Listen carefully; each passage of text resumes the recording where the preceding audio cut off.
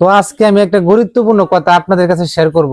এই যে আমার গরু লাইটিং দেখেন, 1 2 3 4। এই লাইটিং দেওয়ার কারণ প্রচন্ড ঠান্ডা আসার আগেই।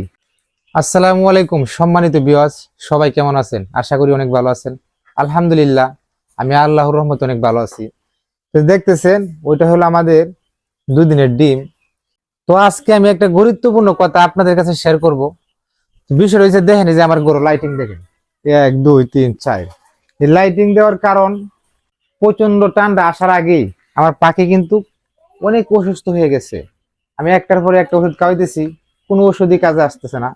তো আমার মতো আপনারা একটা ভুল কাজ করবেন না। এভাবে লাইটিং তো দিবেনই, পাশাপাশি আপনার দাঁত দিয়ে যদি বেড়া কোনো ভাঙা থাকে বা কোনো বাতাস আসে, বাতাসগুলা ফিরে রাখার চেষ্টা করবেন।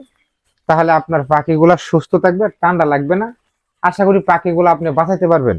আর যদি পাখি আমাদের মতো মরা শুরু হয়ে যায়, তাহলে কিন্তু পাখিগুলো বাঁচাতে পারবেন না। দেখেন এই যে এই কাঁচা ডিম আসছে কটা, দেখেন প্রায় 12টার মতন ডিম। কেন কম আসছে?